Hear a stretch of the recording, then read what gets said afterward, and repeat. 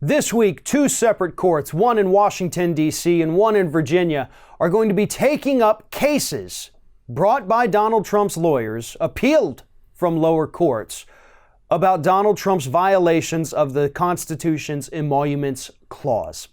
Now, both of these lawsuits are saying that the president has been violating the Emoluments Clause of the Constitution by still taking in the profits from his businesses, both here in the United States and the ones abroad. And they say that because you have foreign nationals who come and stay at his hotels over here, and because you have U.S. officials who stay in his properties overseas, specifically the one over in Scotland, then yeah, that constitutes a very real violation of the Emoluments Clause.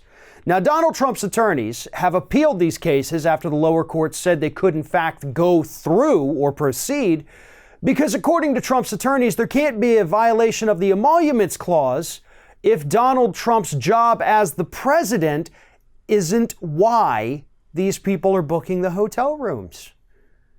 And that is about as flimsy of a legal argument as you could possibly come up with, because that is the entire case.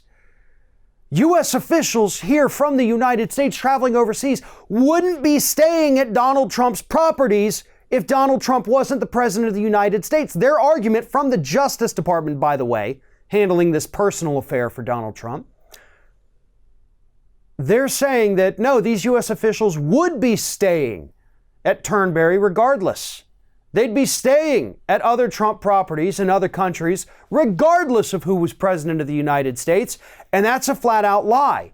And that's going to be very easy for these groups who filed the suits to prove, because it didn't ever happen in the past until Donald Trump became the president of the United States. It's that simple. And the judges are going to see it as that simple as well. You know, for a guy who claims he always hires the best and brightest, Donald Trump really is the worst person in the country at hiring lawyers.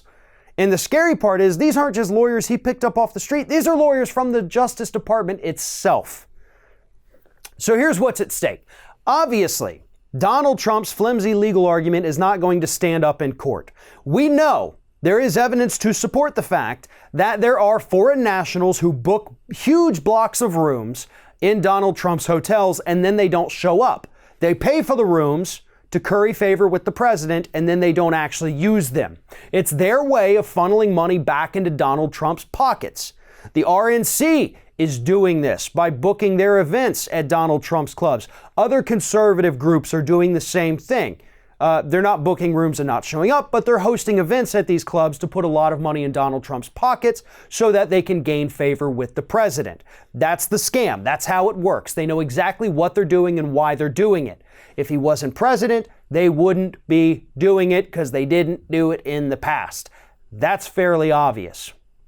So assuming these cases go the way that they should, legally speaking, what's going to happen? Well, what could happen is that the courts could force Donald Trump to divest from his businesses completely, which would basically mean Donald Trump would no longer have any financial stake, any financial interest in anything that bears his name. He loses every single bit of it. So if that were the case, does he stay president? Does he stay in office? Or does he say, to hell with this, I quit? I'm not going to give up a multi-billion-dollar industry, allegedly, just to be president for another few months or maybe even 4 more years. What do I do after that? I don't think Donald Trump would stay in office if the option was be president and lose your businesses, or keep your businesses but don't be president. He's going to go with money every time. That's why he wanted to become president, because he thought he could profit off of it.